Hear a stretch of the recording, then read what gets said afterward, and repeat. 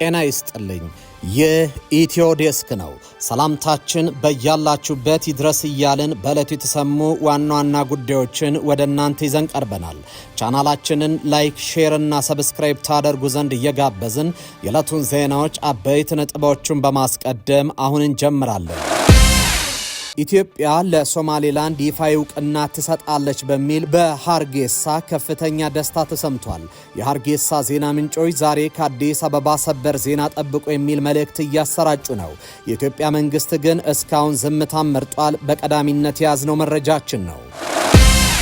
ጦሩ ሻቢያ ላይ እርምጃ ጀመረ። ሻቢያን ከስልጣን አስወግዳለሁ ብሎ የሚንቀሳቀሰው ኃይል በአሰብ ድንበር አቅራቢያ እርምጃ ጀምሯል። በስፍራው ከፍተኛ የኃይል ክምችት ያስቀመጠው ሻቢያ ለኢትዮጵያ ያዘጋጀውን ጦር በዚህ ኃይል ጥቃት እንደደረሰበት ተነግሯል። በኢትዮጵያ ታዛ ስር ተጠልሎ የሚንቀሳቀሰው ይህ ኃይል በቅርቡ አስመራ ላይ ጠብቁም ብሏል። በዝርዝር ትሰሙታላቸው።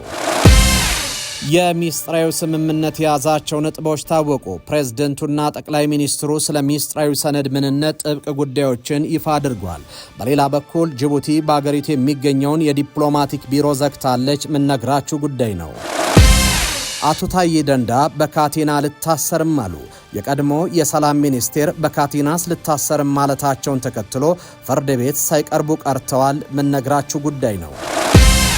ሳውዲ በየመን የዩናይትድ አረብ ኤምሬትስ ላይ ስለተፈጸመ ጥቃት ማብራሪያ ሰጥታለች። የተወደዳችሁ የቻናላችን ቤተሰቦች እነዚህንና ሌሎች መረጃዎችን ይዘናል። አሁን በዝርዝር ወደምንመለከተው መረጃ እናመራለን። አፓርትመንት በኮንዶሚኒየም ዋጋ እንኳን አደረሳችሁ። ከወዳጅነትና ከአራዳ ፓርክ ፊት ለፊት ባለ 1 መኝታ በ3.6 ሚሊዮን ጠቅላላ ዋጋ፣ ባለ 2 መኝታ በ5.8 ሚሊዮን ጠቅላላ ዋጋ፣ ባለ 3 መኝታ በ8.4 ሚሊዮን ጠቅላላ ዋጋ ቤቶችን እየሸጥን ነው። ልብ ይበሉ፣ ይህ ዋጋ 100% ለሚከፍሉ ደንበኞች 30% ቅናሽ ላደረግንባቸው ቤቶች ሲሆን 10% ከፍለው ቀሪውን የግንባታ ሂደት እያዩ መክፈል ለምትፈልጉ ደንበኞቻችን ባለ 2 መኝታ ከ840 ሺህ ብር ቅድመ ክፍያ ጀምሮ እንዲሁም ባለ 3 መኝታ ከ1.2 ሚሊዮን ቅድመ ክፍያ ጀምሮ ይዘንላችሁ መጥተናል። 60/40 የባንክ ብድር ያመቻቸን ሲሆን የዕድል የሚቆየው ለጥቂት ቤቶች ብቻ ስለሆነ ከታች ባስቀመጥነው የድርጅቱ ስልክ ፈጥነው ይደውሉ። ሜሪት ፕሮፐርቲስ። ኢትዮጵያ በዛሬው ዕለት ለሶማሌላንድ ይፋዊ ዕውቅና ልትሰጥ ነው የሚል ዜና ተሰምቷል። የሃርጌሳ ዜና ምንጮች ዛሬ ከአዲስ አበባ ሰበር ዜና ጠብቁ የሚል መልእክት እያሰራጩ ነው። የኢትዮጵያ መንግስት ግን እስካሁን ዝምታን መርጧል። ብዙ ተከታይ ያላቸው የሶማሌላንድ አክቲቪስቶችና የማህበራዊ ገጾች ኢትዮጵያ ለሶማሌላንድ በዛሬው ዕለት ዕውቅና እንደምትሰጥ በስፋት እየዘገቡ ነው። በማህበራዊ ገጾች ላይ ባደረግነው ቅኝት ኢትዮጵያ እስራኤልን በመከተል ዕውቅና ለመስጠት ዝግጅት ጨርሳለች ሲሉ ዛሬ ከኢትዮጵያ በኩል ሰበር ዜና ጠብቁ የሚል ልጥፎችን እያሰራጩ ነው። ባለፈው አርብ እስራኤል ለሶማሌላንድ የሰጠችውን ዕውቅና በተመለከተ አስቀድመው መረጃ ያወጡ ሚዲያዎች ጭምር ይህንን መረጃ በስፋት እያራገቡት ይገኛሉ። ይህን ተከትሎ ምናልባትም ኢትዮጵያ በዛሬው ዕለት ለሶማሌላንድ ዕውቅና በመስጠት የባህር በር የምታገኝበትን እድል አለ ሲሉ የሶማሌላንድ የዜና ምንጮች እየዘገቡ ይገኛሉ። የሶማሌላንድ የዜና ምንጮች ኢትዮጵያ በዛሬው ዕለት ዕውቅና ትሰጣለች ቢሉም ኢትዮጵያ ግን አሁንም ዝምታን እንደመረጠች ነው። ባለፈው ሳምንት ከእስራኤል የሀገርነት ዕውቅና ያገኘችው ሶማሌላንድን በተመለከተ ኢትዮጵያ እስካሁን አቋሟን ሳታሳውቅ ዝምታን መርጣለች። ኢትዮጵያ በቅርቡ ግንኙነት ካላትና ከ2 ዓመት በፊት የባህር በር የማግኘት የመግባቢያ ሰነድ የተፈራረመችው የሶማሌላንድ ዕውቅናን ጉዳይ በተባበሩት መንግስታት የጸጥታው ምክር ቤት ሳይቀር መነጋገሪያ ሆኗል። ነገር ግን ኢትዮጵያ በዚህ ጉዳይ ላይ ያላትን ተቃውሞም ሆነ ድጋፍ ሳትገልጽ መቆየቷ፣ በተጨማሪም የመንግስት መገናኛ ብዙሃን ለዜናው ሽፋን ሳይሰጡ ቀናት ተቆጥሯል። በተጨማሪም የውጭ ጉዳይ ሚኒስትሩ ጌዲዮን ጢሞቴዎስ ማክሰኞ ዕለት በህዝብ ተወካዮች ምክር ቤት ቀርቦ የነበረ ቢሆንም ለሶማሌላንድ ጉዳይ ለቀረበላቸው ጥያቄ ምላሽ ሳይሰጡ ቀርተዋል። የእስራኤልን ዕውቅና ተከትሎ የሶማሊያ ፕሬዝደንትና የውጭ ጉዳይ ሚኒስትር በዙሪያቸው ላሉ ሀገራት መሪዎችና የውጭ ጉዳይ ሚኒስትሮች ስልክ በመደወል ድጋፍ እንዲሰጧቸውና የእስራኤልን እርምጃ እንዲያወግዙ ውይይት ማድረጋቸውን በገጻቸው ላይ አመላክቷል። ባለስልጣናቱ የሶማሊያ ዋነኛ ተጎራባችና በአካባቢው ወሳኝ ሀገር ከሆነችው ኢትዮጵያ ባለስልጣናት ጋር ውይይት ስለማድረጋቸው እስካሁን ያሉት ነገር የለም። ግብጽ፣ ሱዳን፣ ጅቡቲና ኤርትራ የእስራኤልን እውቅና በይፋ የተቃወሙ ሀገራት ሲሆኑ ኢትዮጵያን ጨምሮ የኬንያና የኡጋንዳ መንግስታት አቋማቸውን እስካሁን አላሳወቁም። ነገር ግን እስራኤል ለሶማሌላንድ የሀገርነት እውቅና ከመስጠቷ ከቀናት በፊት የሶማሊያው ፕሬዝደንት ሐሰን ሼክ መሐመድ በአዲስ አበባ የአንድ ቀን ጉብኝት ማድረጋቸው ይታወሳል። ኢትዮጵያ በ2016 ዓ.ም ነጻ ሀገርነቷን ካወጀች ሶማሌላንድ ጋር የባህር ጠረፍ ለማግኘት በምላሹ እውቅና ለመስጠት የመግባቢያ ሰነድ ተፈራርማ እንደነበርም ይታወሳል። ሻቢያን ከስልጣን አስወግዳለሁ ብሎ የሚንቀሳቀሰው ታጣቂ ኃይል በአሰብ ድንበር አቅራቢያ እርምጃ ጀምሯል። በስፍራው ከፍተኛ የኃይል ክምችት ያስቀመጠው ሻቢያ ለኢትዮጵያ ያዘጋጀው ጦር ኃይል ጥቃት እንደደረሰበትም ተነግሯል። በኢትዮጵያ ታዛ ስር ተጠልሎ የሚንቀሳቀሰው ይህ ኃይል በቅርቡ አስመራ ላይ ጠብቁም ብሏል። ይህ የቡድኑ እርምጃ የጀመረው አሜሪካ ከፍተኛ አምባሳደር ፕሬዝዳንት ኢሳያስ አፈወርቂ እንደ ኮሎኔል መንግስቱ ኃይለማርያም በቅርቡ ይፈረጥጣሉ ባሉ ማግስት ነው። ሻቢያ ጭንቅ ውስጥ ገብቷል። ስልጣኑንና አሰብን ላለማጣት የሞሽረት ላይ ይገኛል። በተለይም ኢትዮጵያ ማዕከላዊ አድርገው የሚንቀሳቀሱ ታጣቂ ኃይሎች ችግር ሆነውበታል። ጸረ ሻቢያ እንቅስቃሴ ከሚያደርጉ ቡድኖች መካከል አንዱ የሆነው የቀይ ባህር አፋር ዲሞክራሲያዊ ድርጅት በይፋ የኤርትራ ጦር ላይ እርምጃ ጀምሯል። ካለፈው ቅዳሜ አንስቶ ከፍተኛ ቁጥር ያለው ጦሩ ማንቀሳቀስ የጀመረ ሲሆን በትናንትናው ዕለትም የሻቢያ ጦር ላይ የደፈጣ ጥቃት መጣሉን አሳውቋል። ቡድኑ ባጋራው መረጃ በዚህ የደፈጣ ጥቃት ጥቂት የማይባሉ የኤርትራ ወታደሮች ጉዳት ደርሶባቸዋል። ስለ ጉዳዩ ዝምታን የመረጠው የአስመራው መንግስት ሌላ ውጥረት ውስጥ ገብቷል። የኢትዮጵያ ጦርን ሲጠብቅ ታጣቂው ኃይል የተሰነዘረበት ጥቃት ራስ ምታት ሆኖበታል። ከኢህአዴግ ዘመነ መንግስት አንስቶ በ4 ኪሎ መንግስት ሲደገፍ የቆየው ይህ ቡድን በተለይም ባለፉት 2 ዓመታት ወታደራዊ ጡንቻው እንደፈረጠመ መረጃዎች ይጠቁማሉ። ቡድኑ በሰው ኃይል በስልጠናና በሎጂስቲክስ አቅሙን አሳድጓል የተባለ ሲሆን በቅርቡ አስመራ ላይ ጠብቁኝ ሲል ግስጋሴውን አውጇል። አሁን ባለው ሁኔታ የኤርትራ መንግስት የሚፋለሙ 2 ኃይሎች አሉ። አንደኛው ብርጌድ ንሓመዱ ሲሆን መሰረቱ በዲያስፖራ ኤርትራ ያለ ያደረገ ኃይል ነው። ሌላኛው ደግሞ በነፍጥ እየተንቀሳቀሰ ያለው የቀይ ባህር አፋር ዲሞክራሲያዊ ድርጅት ነው። በዓለም አቀፍ ተቃውሞ ላይ የተመሰረተ እንቅስቃሴን ሲያደርግ የቆየው ብርጌድ ንሓመዱ ከቀይ ባህር ዲሞክራሲያዊ ድርጅት ጋር በጋራ በመሆን ግንባር ፈጥሮ ወደ ነፍጥ ፍልሚያ በመግባት ከድርጅቱ ጋር መግባባት ላይ የደረሰ መሆኑን ከዚህ ቀደም ማሳወቁ ይታወቃል። የአፋር ህዝብ በኢትዮጵያ በኤርትራና በጅቡቲ የሚኖር ሲሆን የኑሮ ሁኔታ ቀይ ባህርን ተንተርሶ ባሉት ምስራቃዊ የአፍሪካ ቀንድ ክፍል ነው። የሚበዛው የአፋር ህዝብ የሚገኘው በኢትዮጵያ ነው። የኤርትራ አፋሮች አሰብን ጨምሮ በቀይ ባህር ዳርቻ የሚኖሩ ሲሆን የፕሬዝዳንት ኢሳያስ መንግስት በስጋትነት ይመለከታቸዋል። በአዲስ አበባ መንግስት ከለላ የተሰጣቸው ባለሰማያዊ ማዕበልተኞችና የቀይ ባህር አፋር ታጣቂዎች ኢሳያስን ሊነዱ ተከስተዋል። የአንድ ወጣት ዕድሜ ያህል ኤርትራን እንዳሻቸው የመሩ ፕሬዝዳንት ኢሳያስ አፈወርቂ የማያልፉበት ከባድ ማዕበል ነው የተነሳባቸው። የጸረ ኢሳያስና ጸረ ሻቢያ ንቅናቄ ያደሃሎ ቤተ መንግስት አምባገነኖችን ማስጨነቅ ጀምሯል። ይህም የኢሳያስ አፈወርቂ ጀንበር እያዘቀዘቀች ስለመሆኑ ማሳያ ተደርጎ ተወስዷል። የሚስጥራዊ ስምምነት የያዛቸው ነጥቦች ታወቁ። ፕሬዝደንቱና ጠቅላይ ሚኒስትሩ ስለ ሚስጥራዊ ሰነድ ምንነት ጥብቅ ጉዳዮችን ይፋ አድርጓል። በሌላ በኩል ጅቡቲ በአገሪቱ የሚገኘውን የዲፕሎማቲክ ቢሮ ዘግታለች። የእስራኤል ጠቅላይ ሚኒስትር ቤንያሚን ኔታንያሁና የሶማሊያው ፕሬዝደንት ሐሰን ሼክ መሐመድ ስለ ቴል አቪቭና ሀርጌሳ ስምምነት አንኳር ነጥቦችን አስተያየት ሰጥተዋል። ቤንጃሚን ኔታንያሁ ኒውስ ማክስ ከተሰኘ የአሜሪካ ሚዲያ ጋር ሰፋ ያለ ቃለ ምልልስ ያደረጉ ሲሆን ከተነሱላቸው ጉዳዮች አንዱ የሶማሌላንድ እውቅናን የተመለከተ ነው። እርሳቸው ሲናገሩም ሶማሌላንድ ሙስሊም ሀገርና 6 ሚሊዮን የተረጋጉ ሙስሊሞች የሚኖሩባትና የአብርሃም ስምምነትን መቀላቀል የሚፈልጉ ህዝቦች ያሉባት ናት ያሉት ጠቅላይ ሚኒስትሩ ይህ በራሱ ጥሩ ነገር መሆኑን አስረድቷል። ኔታንያሁ ጨምሮ ሶማሌላንዶች ዲሞክራቲዎች ናቸው፣ ምርጫ ያደርጋሉ። የተቀረው ሶማሊያ ግን በአልሸባብ ከባድ ትርምስ ውስጥ የገባ ከመሆኑም በላይ ከ10 ዓመት በላይ ምርጫ አድርጎ አቅም ስለዚህም ከሶማሊያ ይልቅ ሶማሌላንድ የተረጋጋ ሀገር ነው ብሏል። ሲቀጥሉም እንደዚህ አይነት የተረጋጋና ዲሞክራሲ ሀገር የአብርሃም ስምምነትን ለመፈረም ፈቃደኛ ሲሆን ማንም ሰው እምቢ አይለውም።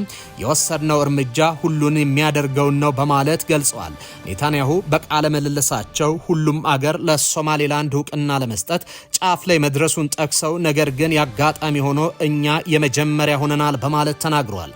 የሶማሊያው ፕሬዝዳንት ሐሰን ሼክ መሐመድ መሐመድ በበኩላቸው የሀገራቸውን የስለላ መረጃ ዋቢ አድርገው በመጥቀስ ለሶማሌላንድ ከእስራኤል እውቅና ለማግኘት በሶስት ቅድመ ሁኔታዎች ላይ መስማማቷን ለአልጀዚራ ተናግሯል። እነሱም ፍልስጤማውያንን በግዛቷ ማስፈር፣ በኤደን ባህረ ሰላጤ ዳርቻ ላይ የእስራኤል ጦር ሰፈር እንዲመሰረት መፍቀድና የአብርሃም ስምምነት ማዕቀፍ አባል መሆን ናቸው ብሏል። ፕሬዝደንቱ አክለውም እስራኤል ቀድሞውኑ በሶማሌላንድ ውስጥ በተወሰነ ደረጃ እንቅስቃሴ እንዳላት የሚጠቁም መረጃ ሶማሊያ እጅ እንዳለ ገልጿል። በመሆኑም እስራኤል ለሶማሌላንድ የምትሰጠው እውቅና በምስጢር ሲከናወን የነበረውን ግንኙነት ይፋዊ መደበኛ ማድረግ እንደሆነ ተናግሯል። የሶማሊያው መሪ አክለውም እስራኤል ፍልስጤማውያንን በኃይል ወደ ሶማሊያ ለማፈናቀል እንደምትሞክርና የእስራኤልም በዚያ አካባቢ መገኘት ሰላም እንዳልሆነ ገልጿል።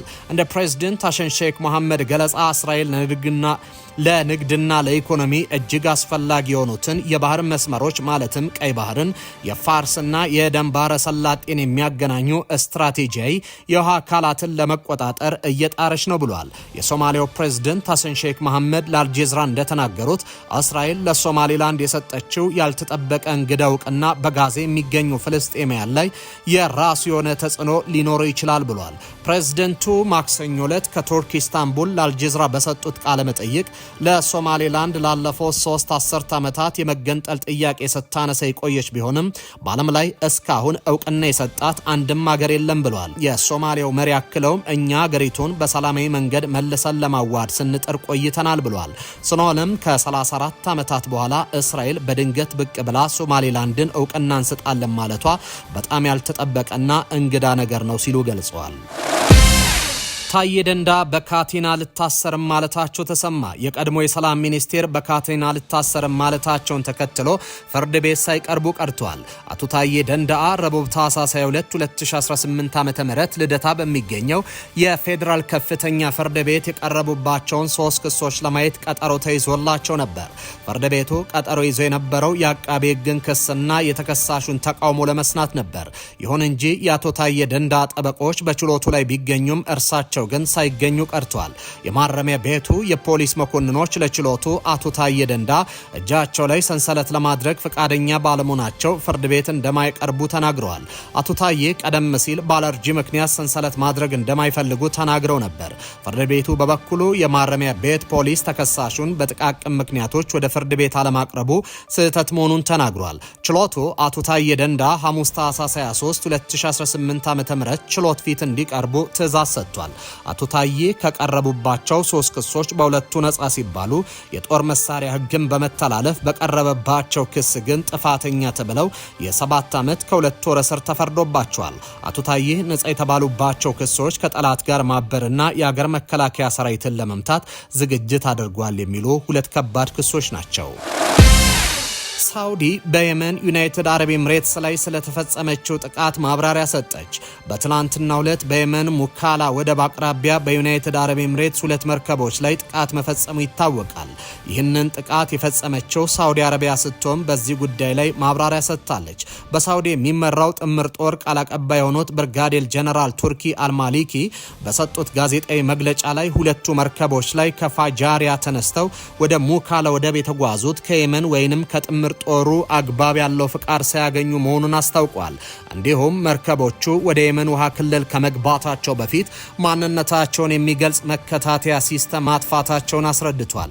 ጀነራሉ ማብራሪያቸውን በመቀጠል ጥምር ጦሩ ግን መርከቦቹ እይታ ውስጥ አስገብቶ ክትትል ማድረግ መጀመሩን ጠቅሰው መርከቦቹ ወደብ ከደረሱ በኋላ ሙሉ በሙሉ ወደቡ መዘጋቱንና ሰራተኞቹም ለቀው እንዲወጡ መደረጋቸውን አስታውቋል።